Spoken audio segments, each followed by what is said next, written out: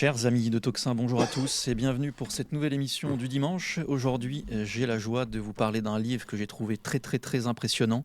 Le dernier livre de Piero San Giorgio, Survivre à la peur, tome 1, préfacé par Laurent Berton. Et j'ai la joie d'avoir Piero San Giorgio en studio. Bonjour Piero. Bonjour.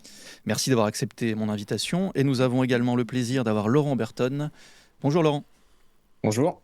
Alors ma première question est très simple. Ce qui m'a intéressé tout d'abord, c'est la couverture et le titre. Ça n'est pas vaincre la peur, c'est survivre à la peur, ce qui induit finalement un côté positif peut-être à la peur. La peur n'est pas forcément quelque chose de négatif et rien que le titre le montre. Est-ce que vous avez voulu aussi montrer ça dans votre ouvrage, que la peur peut être aussi quelque chose de... D'abord, c'est quelque chose d'obligatoire que nous ressentons tous et ça peut être quelque chose de positif également.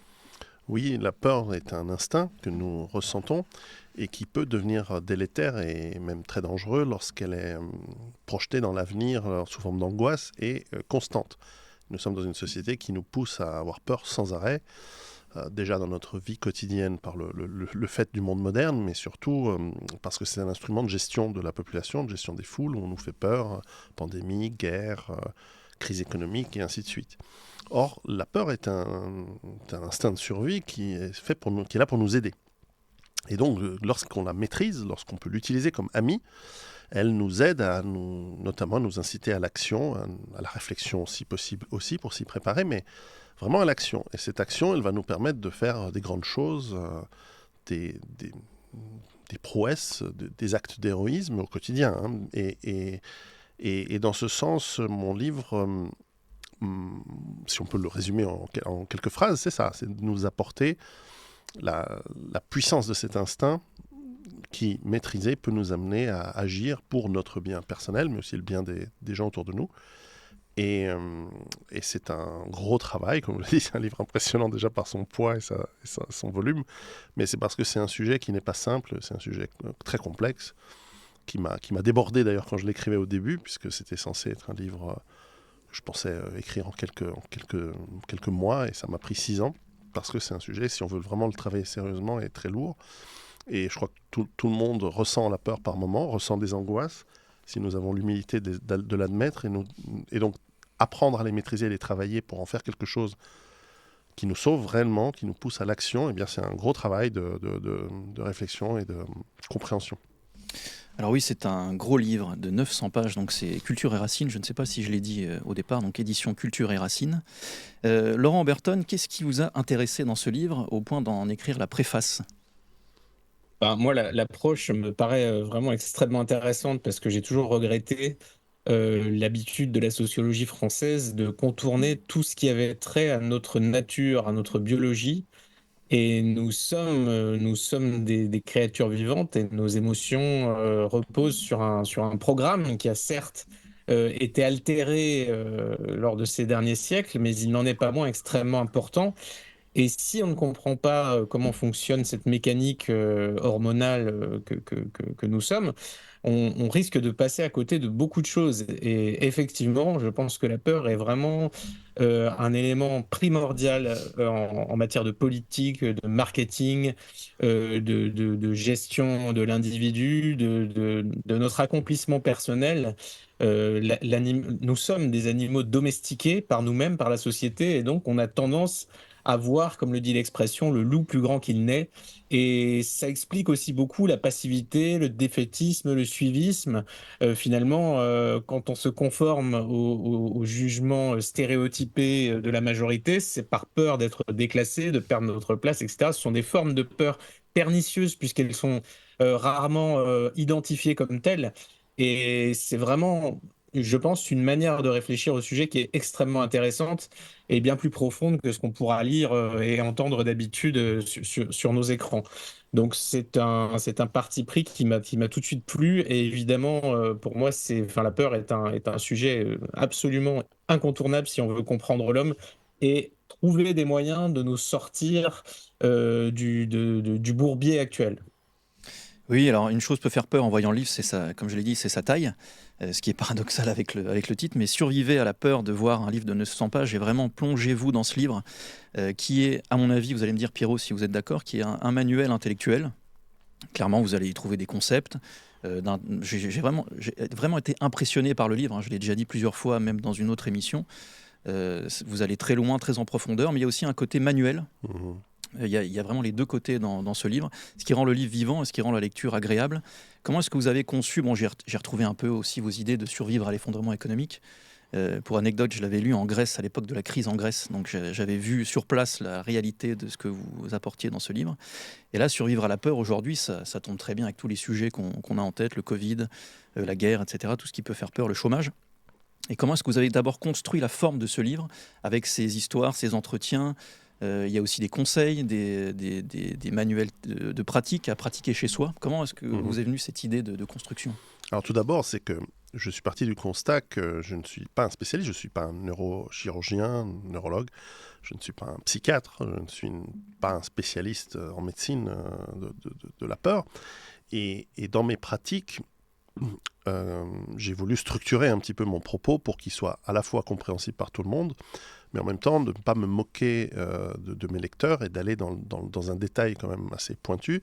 Et pour ce faire, d'une part, j'ai fait énormément de recherches, donc c'est pour ça que ça m'a pris plus de 6 ans pour lire des centaines de publications scientifiques et parfois qui sont contradictoires les unes avec les autres, donc essayer de trouver un petit peu qu'est-ce qui est réel là-dedans, d'interviewer des spécialistes, comme par exemple des neurologues qui sont du niveau prix Nobel, hein, comme par exemple Joseph Ledoux, qui est le grand spécialiste mondial de l'anxiété, et qui nous explique comment fonctionne la peur. Donc j'ai essayé de construire des chapitrages d'abord sur la compréhension du phénomène, pourquoi on la ressent et comment on la ressent, pour qu'on puisse l'identifier lorsque nous la ressentons dans la réalité, et puis d'expliquer comment nous pouvons y faire face et y réagir de plein de manières, notamment par exemple sur l'aspect philosophique. Donc là-dedans, vous allez découvrir, j'espère avec une simplification accessible à tous, des philosophes comme Schopenhauer, comme Nietzsche, comme Kierkegaard, qui ont beaucoup travaillé sur ce concept d'angoisse, sur les concepts de peur, comment on y fait face, comment on peut y faire face d'un point de vue de droiture morale, que moi j'appelle, enfin, c'est pas moi, on tombe sur l'éthique, en fait, sur la définition de qu'est-ce que l'éthique, parce qu'en fait la morale est très à géométrie variable en fonction de nos intérêts, quand on la regarde de plus près, donc elle doit se subordonner en réalité à une éthique, et cette éthique, elle peut être amenée par la religion, par exemple. Alors j'ai un gros chapitre sur la religion parce que je ne voulais pas simplement donner mon avis. D'ailleurs mon avis est assez subtilement distillé, il faut être aguerri pour le découvrir. Mais c'est pour ça que je plaisante en disant que c'est un chapitre que les gens religieux vont détester, mais que les athées vont détester encore plus. Parce que je conclus, est-ce qu'on peut révéler à quoi je conclus? Mais je conclus que la religion, elle est particulièrement utile à la survie, elle est particulièrement utile à notre vie car elle nous structure. Et voilà, j'explique quelque chose et je pense qu'il y aura tous les avis sur ce chapitre-là. Et petit à petit, j'amène les lecteurs dans ce cheminement de compréhension pour les amener à l'action. Pour les amener à l'action. Et cette action, je les structure à la fois dans chaque chapitre par des exercices qui, à mon sens, n'ont pas le but de faire travailler l'ego du lecteur, mais au contraire de le faire réfléchir et de se questionner très profondément sur ce qu'il veut vraiment faire, sur ce qu'il est réellement au fond de lui-même. D'ailleurs, certains chapitres sont très difficiles, ils ont été très difficiles pour moi, parce qu'évidemment, je les ai appliqués sur moi-même. Donc on va découvrir ses peurs les plus intimes, petit à petit, on va apprendre à les travailler. Alors je précise qu'effectivement, c'est un gros livre, et il peut se lire chapitre par chapitre indépendamment de tout. Vous pouvez aussi lire un chapitre, travailler dessus, le poser pendant quelques mois, puis reprendre. Et qu'ensuite, c'est un livre qui est beaucoup, beaucoup moins cher qu'une séance de plusieurs années chez le psychiatre ou chez le psychologue. Donc ça, c'est un avantage. Et que je crois qu'il va aller bien plus loin que la plupart des thérapies de psychothérapie, bien que je mentionne un petit peu les grands classiques, hein, les grandes visions de Freud, que je critique un petit peu quand même beaucoup, et d'autres qui sont Adler, par exemple, beaucoup plus pertinents, ou Jung. Donc je me suis penché, hein, je me suis tapé une grosse partie de la littérature produite par, pas toutes les correspondances, mais une grande partie quand même de Freud, de Adler, de Jung, et des plus récents, des behavioristes, comportementalistes, j'imagine en français, plus récents des années 50-60. parce que je voulais avoir le contexte de comment on gère cette peur. Mais essentiellement, dans ce premier tome, je veux vraiment inciter le lecteur à réfléchir sur lui-même, à comprendre sa réaction face à la peur, à la maîtriser et en faire une amie qui va lui permettre d'agir, comme on disait tout à l'heure. Et cette action, elle se traduit par ce que moi j'espère inciter l'auteur à devenir. C'est d'abord un surhomme, au sens nietzschéen, pas au sens hitlérien, évidemment, au sens d'être capable d'aller au-delà des injonctions de domestication dont parle Laurent Oberton très bien dans ses livres, et au-delà de cette programmation que la société... Alors ça au sens gauchiste, hein, pour une fois du terme, j'ai droit à ma seconde gauchiste quotidienne, où en fait la société, elle nous programme, bien sûr pour être docile, bien sûr pour être soumis, et la soumission c'est une des réactions à la peur d'ailleurs, ça peut être le combat, la fuite, la soumission en est une, qui est probablement celle qui est recherchée depuis de nombreuses années, et qui va nous permettre par cette action aussi de devenir un héros.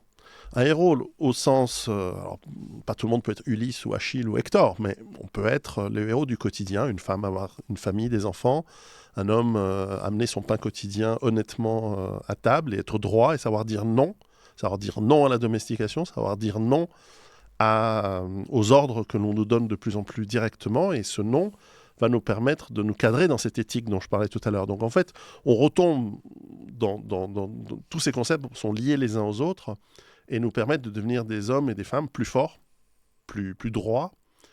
Et si on est par exemple religieux, si on est chrétien ou catholique, on va être d'autant plus en harmonie avec la doctrine et le fondamentaux de cette religion en question. Mais ce livre peut être très bien lu par d'autres religieux, d'autres religions. Je pense que c'est un livre qui plaira aux musulmans parce qu'il va cadrer, modestement évidemment, je ne suis pas musulman, mais j'ai lu le Coran, etc. Et je pense qu'il va se cadrer avec certains des principes fondamentaux on va dire, de l'islam bien compris. Alors, bon, vaste sujet.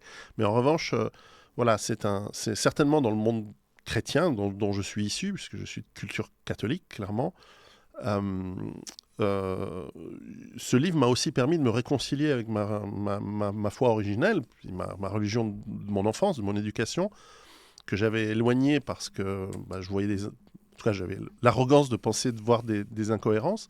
Et finalement, par la réflexion philosophique, j'y suis un petit peu revenu. Et voilà, c'est un parcours très, très intéressant et qui me réconcilie aussi avec mes tendances biologiques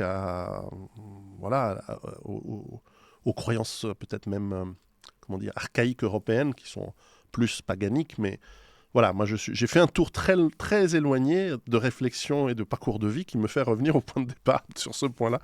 Donc c'est assez intéressant. Laurent Burton, en lisant le livre, et le fait que vous l'ayez préfacé évidemment m'avait conduit sans doute vers cela, j'ai retrouvé des choses dans vos personnages finalement de romans qui sont parfois et peut-être même toujours conduits par la peur et qui ont des réactions différentes. Est-ce que c'est aussi ça qui vous a intéressé dans le livre de Pierrot ? Oui, bien sûr. Moi, c'est vraiment cette analyse qu'aujourd'hui, quand on observe le débat politique, l'actualité, on voit que des offres de peur s'affrontent. Et c'est à peu près tout. C'est-à-dire, on a d'un côté les millénaristes du réchauffement, la Terre va suffoquer, machin, tout va s'arrêter, on va tous mourir si on n'oblige pas Robert à utiliser des pailles en bambou mâché. Et de l'autre côté, on va avoir, pour le coup, faisons notre autocritique aussi, on va avoir la logique, tout va s'effondrer, la guerre civile, enfin voilà, de toutes par, par tous les ports, l'Occident va mourir, être infecté, et défait, déjà l'effondrement est consommé, on peut plus rien y faire, etc. Donc on a des offres de peur qui sont extrêmement efficaces puisque c'est ce qui fait consommer, c'est ce qui fait obéir, c'est ce qui fait voter. C'est vraiment, on maintient la population dans cet état d'espoir en un maître tout-puissant qui va à notre place gérer le monde, un monde qui nous dépasse et qu'on ne comprend pas. Et on est un petit peu torturé par notre conscience. Et c'est pour ça aussi que notre époque est une bénédiction pour les gourous, puisqu'on voit des crédulités folles, des gens qui sont prêts à croire absolument tout, pourvu qu'on leur explique pourvu qu'ils puissent rationaliser la situation, une situation qu'ils ne maîtrisent pas. Et c'est à la mesure de leur impuissance. Ils vont donner à certains individus fantasmés imaginaires une toute-puissance proportionnelle à à leur état d'impuissance. Et donc évidemment, on voit, enfin moi j'ai étudié beaucoup ce genre de profil, et ce n'est que ça, c'est-à-dire on a celui qui va dire tout est perdu parce qu'il a simplement, il a pas envie d'essayer. Comment lui faire comprendre que les verrous sont avant tout dans sa tête, ce sont des barrières mentales, mais on nous a tellement donné de faux biens, des droits, des acquis sociaux, des machins, etc. euh, Aujourd'hui, on est terrifié par cette idée de déclassement, cette perspective que oui, la situation est difficile, mais on pourrait perdre encore plus. Tout ça, ce sont des mécanismes de la peur qui tiennent complètement les populations et qui les empêchent de réagir dans leur intérêt. Et c'est mon obsession aussi, c'est de comprendre comment on va faire sauter ces mécanismes. Alors, en sachant que tout le monde ne part pas gagnant, certains resteront, quoi qu'il arrive, toujours les mêmes suiveurs, les mêmes passifs, les mêmes soumis. On n'a pas la même chimie, c'est comme ça, mais d'autres gagneraient à avoir de telles lumières, à comprendre ce qui nous tient, ce qui nous fait aller, et à quel point on gagne à surmonter certains obstacles. Évidemment, la peur, comme le disait Pierrot, est vraiment fondamentale et totalement nécessaire. Quelqu'un qui n'a pas peur, il n'a pas d'espérance de vie, il va mourir, il va se comporter de manière complètement folle. Alors que celui qui est averti, qui connaît les dangers, qui sait les jauger et qui sait les surmonter, celui-là peut avoir un avenir et peut être un exemple. Et notre époque a beaucoup besoin de ça. Je l'ai dit avec la fameuse figure du maître. Et il serait bon de donner d'autres exemples que le président de la République ou que tel terroriste ou tel illuminé ou tel gourou archi-complotiste. Je pense qu'il est possible d'incarner, enfin, au moins essayer de le faire, essayer de donner des perspectives d'évolution favorables à nos compatriotes. Oui, oui, c'est une idée qui m'était venue en lisant le livre de Pierrot. Je me souvenais les élections présidentielles, et en fait, on nous dit c'est programme contre programme, mais en fait, en réalité, c'est peur contre peur. Quelle peur on va réussir avec quelle peur on réussira à vous convaincre? Il y avait le côté grand remplacement avec Éric Zemmour, par exemple, qui est une peur, selon moi, légitime. Il suffit de se promener quelques instants à Paris. La peur du chômage chez d'autres candidats, et c'est une autre peur que celle du grand remplacement qui a gagné finalement. Est-ce qu'on peut dire finalement que le processus démocratique va être gagné par celui qui aura réussi à insuffler sa peur dans le cerveau des gens? Alors, la peur est utilisée de tout temps, même si j'aime pas cette expression, mais depuis que la politique existe, pour montrer un danger. Souvent, c'est l'ennemi externe, alors, plus rarement l'ennemi interne, ou parfois, ben voilà, la crise économique. Et face à cette peur, on nous propose une solution, qui est souvent de dire l'État, le grand frère va s'occuper de vous, va vous apporter les solutions. Par une plus grande puissance, par la compétitivité ou un gouvernement bienveillant en général. Et ça a été à peu près la norme depuis, en tout cas César déjà en parle, en disant voilà, il faut aller conquérir la Gaule parce que les Gaulois c'est des dangers pour Rome à l'origine. Bon, ça camoufle l'ambition du personnage, brillant mais ambitieux certainement, et qui a coûté cher à vos ancêtres gaulois. Mais en revanche, depuis voilà, les années 2000, quelque part entre le 11 septembre 2001 et le Bataclan, on va dire, entre cette décennie-là, il n'y a plus de solution. Il n'y a plus que la peur. Et cette peur, elle s'amplifie, elle est utilisée. Mettez un masque, n'embrassez pas Pépé sinon vous allez le tuer. C'est une peur qui est communiquée dès le plus jeune âge. Ça, c'est très dangereux. On voit des suicides d'enfants aujourd'hui, chose qui n'existe quasiment pas auparavant, et qui n'existe pas dans d'autres cultures où on ne fait pas peur aux enfants, on ne les culpabilise pas dès leur jeune âge. Et on a ce manque de solution. En gros, on dit, voilà, élisez-moi parce que ma peur, c'est peut-être celle qui vous fait le plus peur, et moi j'en parle, mais je ne vous apporte pas de solution. Ou des solutions qui sont farfelues, qui ne sont pas crédibles. Même aujourd'hui, on nous fait peur la guerre, on nous dit la Russie veut nous envahir. Bon, moi j'en doute plus que fortement, mais la solution c'est quoi? Envoyer 2000 soldats? Enfin, ça n'a pas de sens. Et, cette peur constante comme manière de gérer la population, elle a un très grave danger. Alors, déjà sur la population en elle-même, elle nous met sous un stress permanent qui est très délétère sur notre santé, sur notre équilibre psychique d'abord. On voit le nombre de folies, Laurent en parlait, qui vont de plus en plus. Et si la folie n'est pas inconnue dans l'histoire, hein, je crois que d'ailleurs dans un des avant-derniers livres de Laurent, les grands esprits se rencontrant, il parlait d'un même sujet que j'ai traité dans celui-ci, qui était par exemple des dérives folles, quasi sectaires dans certaines peuplades. On parlait des Ikung entre la Namibie et le sud de l'Afrique, l'Afrique du Sud, où des prophéties millénaristes ont amené à la population à quasiment s'auto-éliminer, s'auto-suicider. Et il y en a d'autres, comme ça, qui illustraient pour moi une certaine forme de non-maîtrise de la peur, parce que la peur voilà, en l'occurrence, eux avaient peur de l'arrivée d'étrangers, c'est-à-dire les Blancs, et ils sentaient une pression économique, une pression sur leur source de revenus et de nourriture qui était le bétail. Et finalement, ils ont suivi une sorte de prêtresse qui avait une vision et qui expliquait que tout allait bien s'ils allaient éliminer et sacrifier leur bétail. Et évidemment, il n'y a pas eu de messie, il n'y a pas eu de miracle, ils sont tous morts de faim. Et c'est la dérive de la surpeur qui peut nous amener à prendre des décisions incroyablement irrationnelles, comme on pourrait peut-être le voir en ce moment, avec le fait de dire pour sauver la planète, on va détruire notre agriculture, et le jour où il n'y a plus rien à manger, on sera moins nombreux. Et oui, forcément, mais ça va être difficile, hein, ça va être un mauvais moment à passer. Et là, c'est de la pure croyance. La croyance n'est pas forcément toujours positive, hein. On peut croire dans des trucs complètement fous et complètement déséquilibrés. C'est pour ça que d'ailleurs, dans le chapitre de la religion, j'explique que j'illustre quelques religions complètement folles, et j'explique que dans les religions qui durent sur plusieurs centaines d'années, plusieurs millénaires, en général, il y a des bases assez saines qui nous permettent de vivre en société, religare, en latin, religion, ça veut dire nous relier.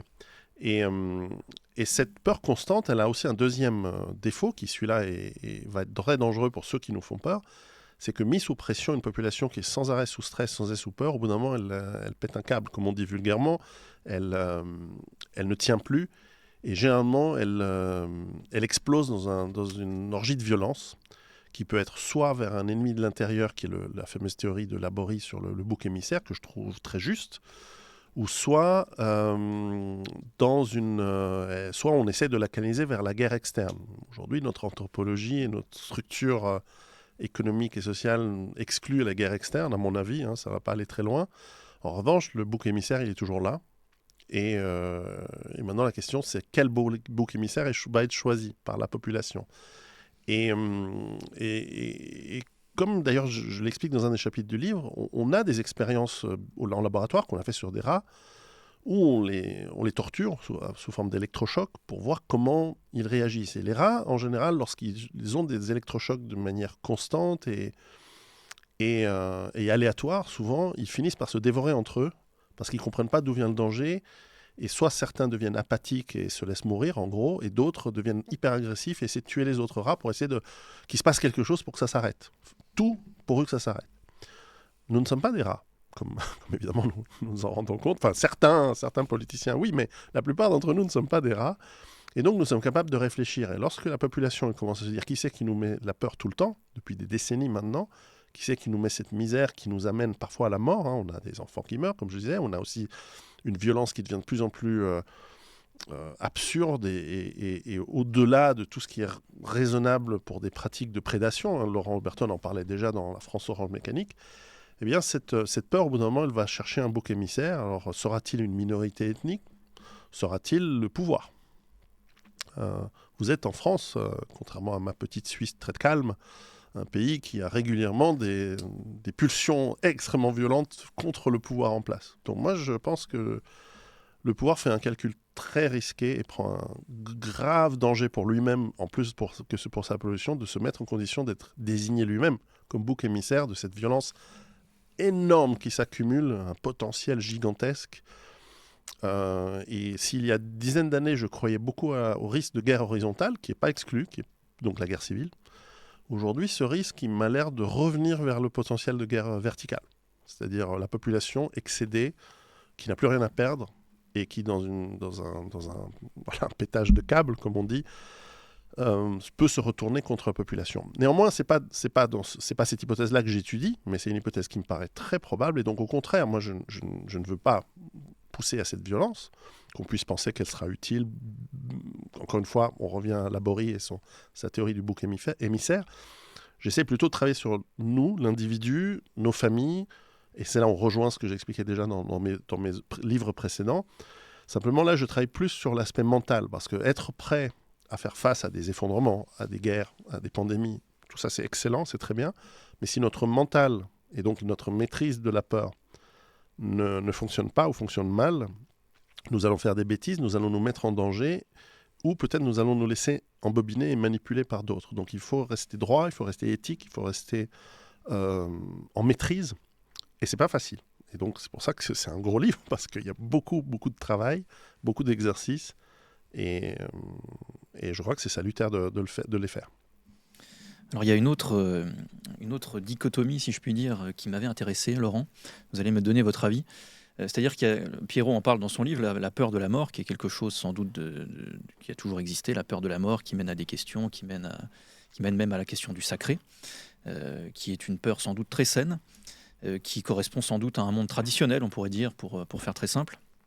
Mais j'ai l'impression qu'aujourd'hui, il y a la peur de la vie, qui pourrait caractériser le monde moderne avec une espèce, comme le disait Douglas Murray dans ses livres, de suicide assez étrange de l'Europe ou de l'Occident, si on peut voir large. Et j'ai senti ça en lisant le livre de Pierrot. Comment est-ce qu'on pourrait se sortir de cette chose qui n'est pas normale? C'est-à-dire qu'on ne devrait pas avoir peur de la vie, on devrait vivre, ne serait-ce même en oubliant le côté religieux, etc. On devrait simplement vivre. Alors qu'on arrive aujourd'hui dans des formes de religion, hein, selon moi, qui nous donnent la peur de la vie. Oui, il y a des cas des grands cas psychiatriques où le cerveau est à ce point malade et terrifié il s'attaque lui-même en quelque sorte, hein, comme on le disait avec les rats, ça ressemble un peu à ça. Et quand vous avez tous les militantismes aujourd'hui qu'on observe en particulier les jeunes privilégiés européens, ces militantismes littéralement contre nature, contre notre nature, qui consiste à dire qu'il n'y a pas il y a pas de sexe, ou il y a pas d'être humain différent, il n'y a pas de voilà, enfin, qui attaque réellement à angle droit ce que nous sommes. Ces populations ont une immaturité telle qu'elle refuse la réalité qui se présente à elle. C'est-à-dire que bien au-delà de refuser simplement même la notion de mort, éventuellement l'absurdité de la vie qui a été dépourvue de sens, on refuse carrément ce vivant qu'on n'arrive pas à effacer. C'est-à-dire on leur avait promis, je sais pas, le transhumanisme heureux. La fin des douleurs, des émotions, des machins, enfin une sorte de paradis sur Terre égalitaire avec la diversité qui nous enrichit, etc. Et malheureusement, ça se passe pas comme ça. Il suffit pas d'avoir des droits pour être reconnu, pour être estimé, accompli, pour se réaliser en tant qu'être humain. Et ben, il y a une détresse de ces populations complètement déculturées, complètement qui ont eu le cerveau lavé en plus par des décennies de gauchisme triomphant, qui le sont encore plus par la classe politique dominante. Effectivement, littéralement une bande d'escrocs qui nous fait peur pour pouvoir continuer à vivre des subsides qu'elle nous extorque. Donc il y a une forme une volonté quelque part de suicide collectif, hein. On voit des jeunes qui ne se reproduisent pas, qui en sont très fiers, qui se font ligaturer, vasectomiser, etc., qui estiment qu'ils constituent la plus grande menace pour l'humanité en tant que race, en tant que vivant, en tant que producteur de carbone et d'acide urique. Et que quelque part, il est urgent d'en finir. Donc c'est un état d'esprit, oui, qui est déjà...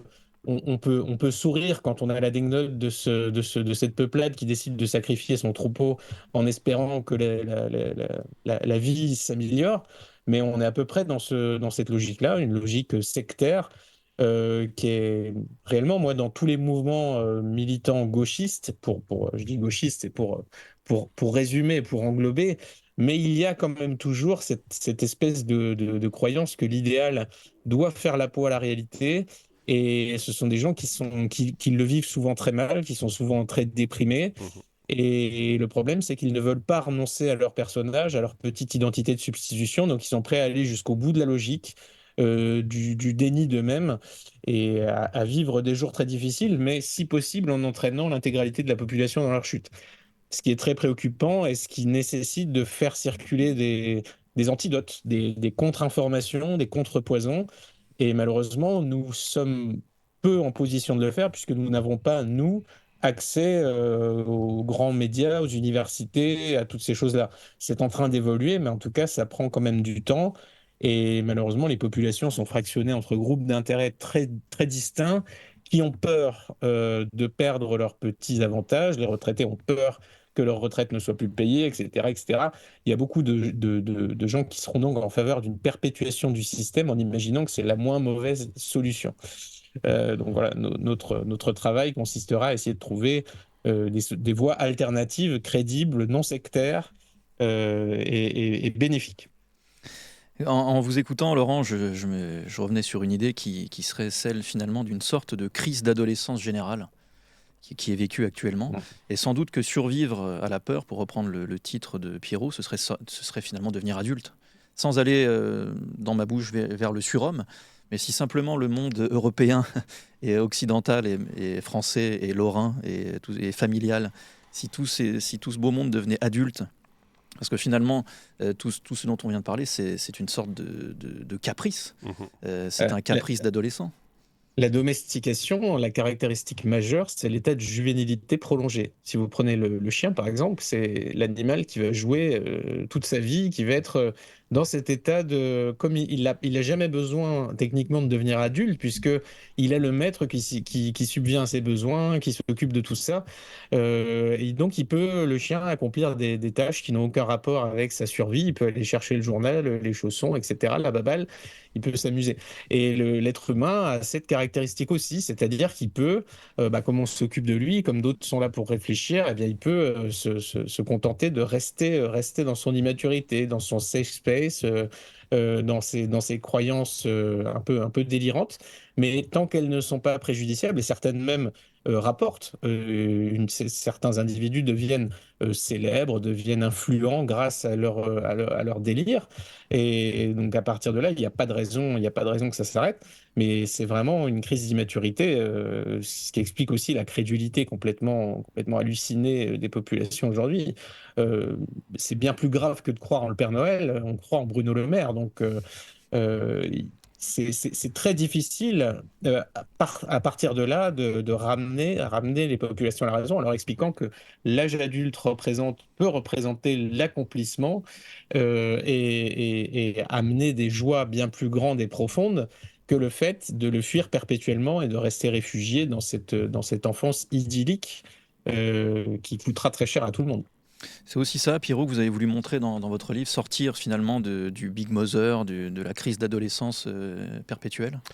Alors là, effectivement, l'humanité aujourd'hui me semble très adolescente, même très juvénile, c'est tout à fait juste. Et la réalité néanmoins est sous-jacente, c'est que nous avons besoin de subvenir à nos besoins physiologiques de vie, de survie, et qu'une société reste une société complexe comme les nôtres, en réalité sont fragiles.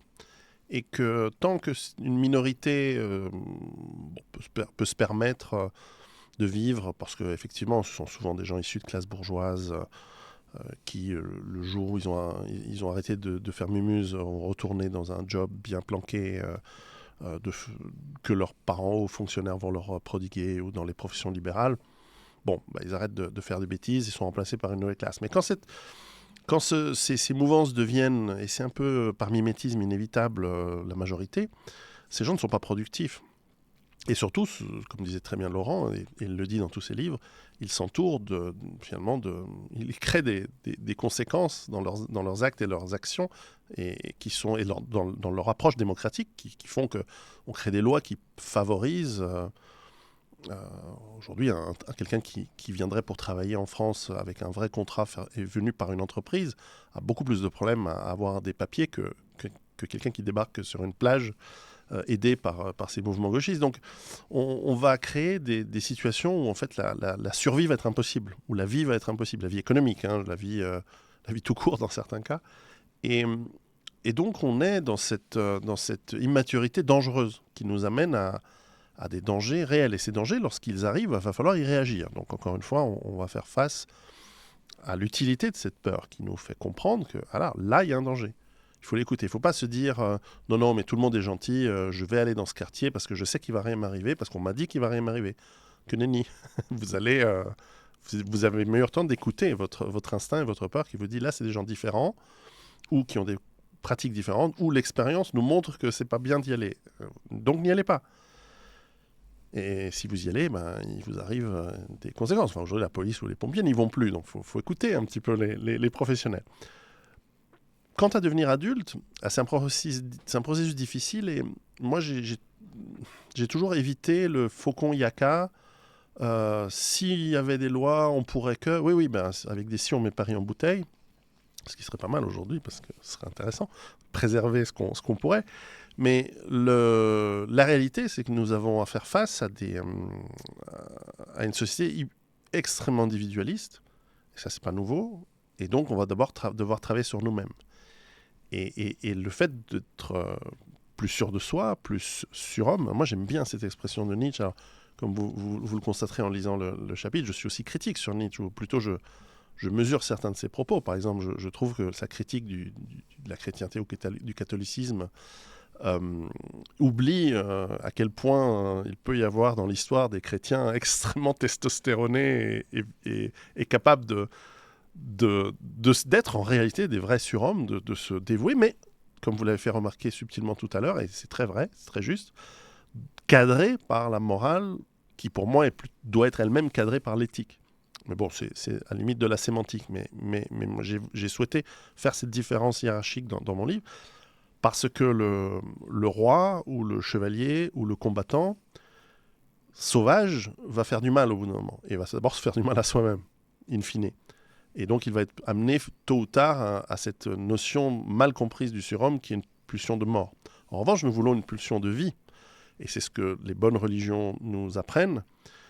Et aujourd'hui, cette religion effectivement gauchiste qui se base sur finalement notre absolu besoin de croire. Nous avons besoin de croyance, l'être humain. Et alors, en ce sens-là, il est peut-être aussi adolescent. Nous ne sommes pas encore finis. Nous ne sommes pas nous avons besoin de quelque chose de plus grand que nous.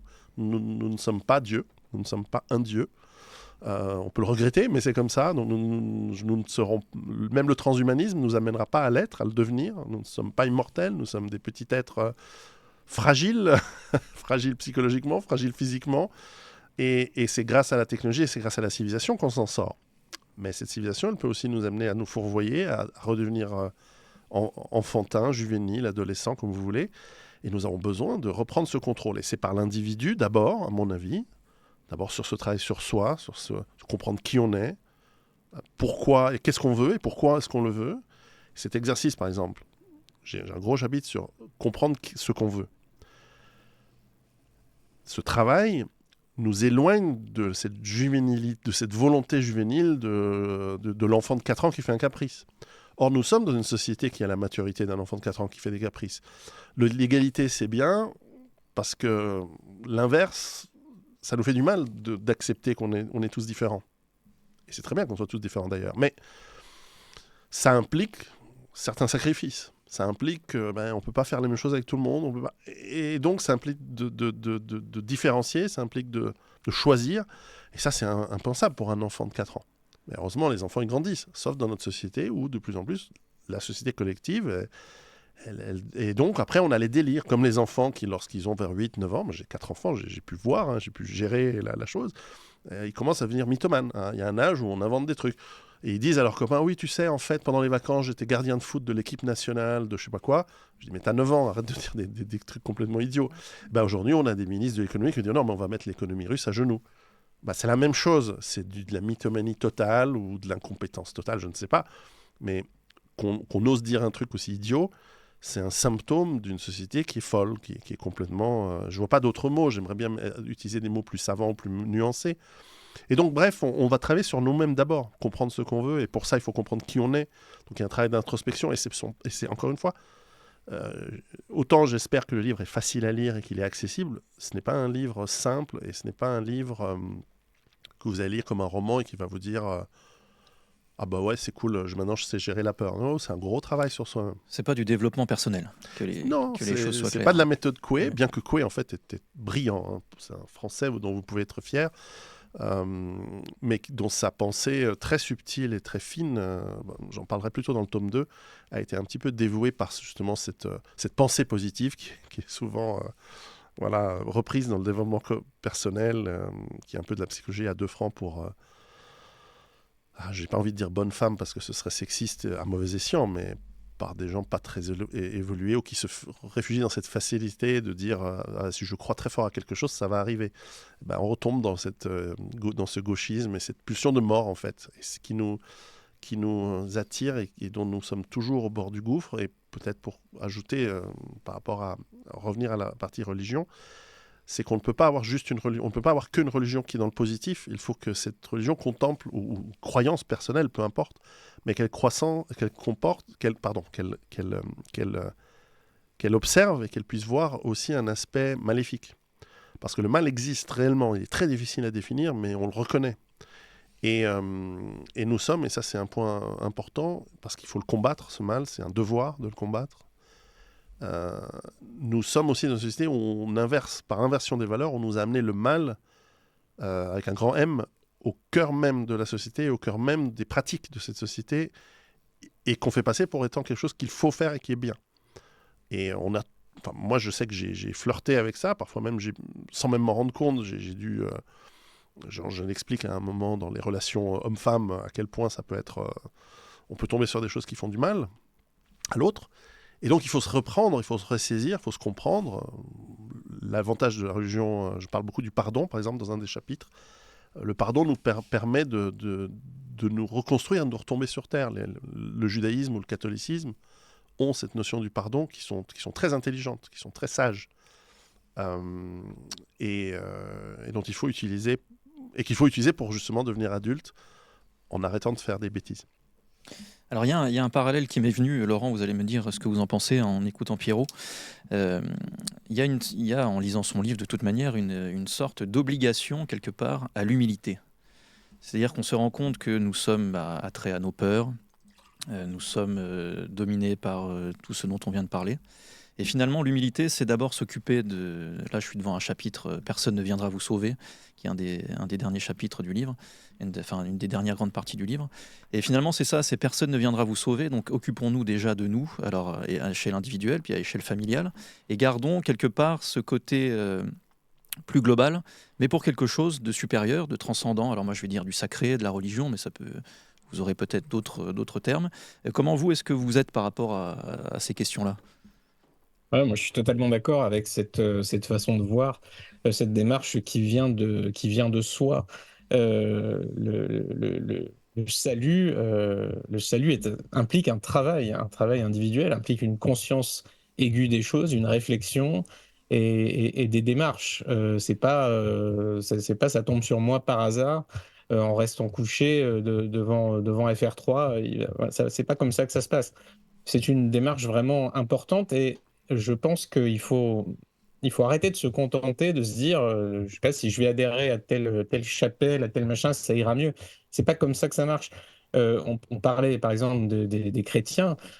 très souvent, certains vont penser qu'ils dépendent du christianisme, mais je leur dis que c'est plutôt le contraire. C'est le christianisme qui va dépendre de vous, de vos actes.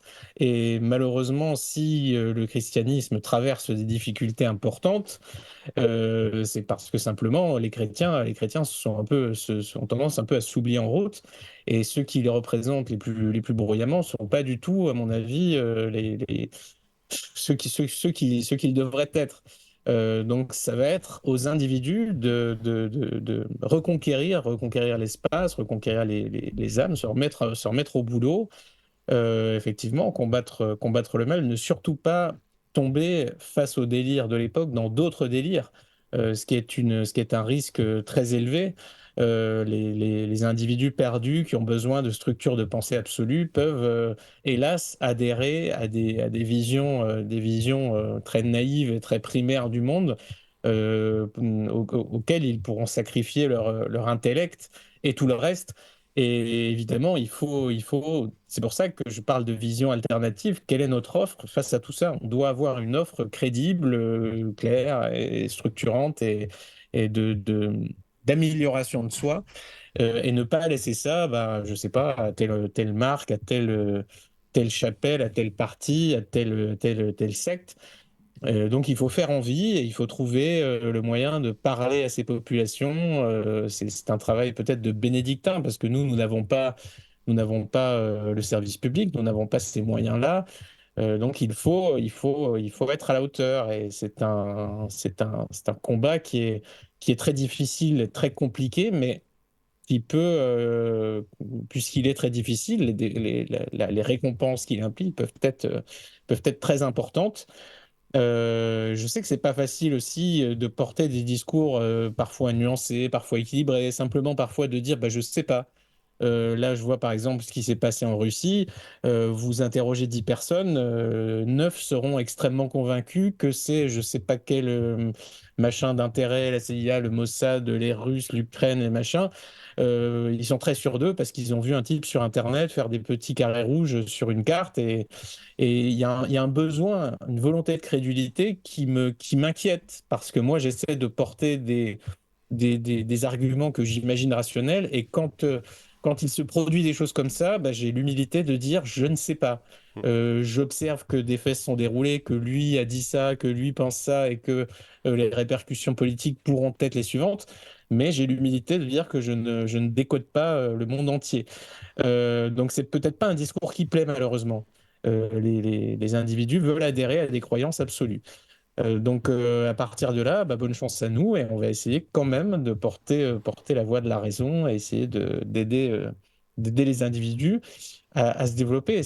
Je pense, c'est une partie du vrai courage, c'est d'admettre aussi qu'on ne maîtrise pas tout, qu'on ne sait pas tout, et de chercher notre voie humblement. Et d'ailleurs, si je peux ajouter une toute petite chose, l'humilité ne veut pas dire la faiblesse. On peut être au contraire très fort en étant humble. D'ailleurs, les plus forts sont souvent très humbles. Lorsqu'on est dans la maîtrise, on n'a plus besoin de l'esbrouf, on n'a plus besoin parce qu'on a je dirais pas la certitude, mais on a la puissance qui va avec la maîtrise. Et cette humilité, qui souvent peut s'associer à de la simplicité, à une vie finalement plus simple, certainement moins perverse, mais aussi moins complexe, eh bien, elle va avec une certaine force mentale d'abord, c'est le plus important. Pourquoi pas force physique? Euh, les chevaliers du Moyen-Âge, je pense pas qu'on puisse dire que c'était des faibles, tout comme les samouraïs japonais, et pourtant ce sont des gens qui cultivent, en tout cas en théorie doivent cultiver, une certaine forme de piété, une certaine forme de sobriété, une certaine forme d'humilité face au mystère de la vie, face à l'inconnu, et pas développer cette arrogance, cette hubris que dénonçaient les Grecs. Voilà, tout se relie dans l'histoire et dans les coutumes euh, antiques ou traditionnelles, et que d'ailleurs, encore une fois, les religions, normalement, nous encouragent à avoir et nous poussent à développer, mais encore une fois, c'est intime, c'est à nous. On ne peut pas dire à une société, soyez humble. Commençons par nous-mêmes. Écoutez, l'émission touche à sa fin. Peut-être un dernier mot à vous deux sur la crise de sens, finalement.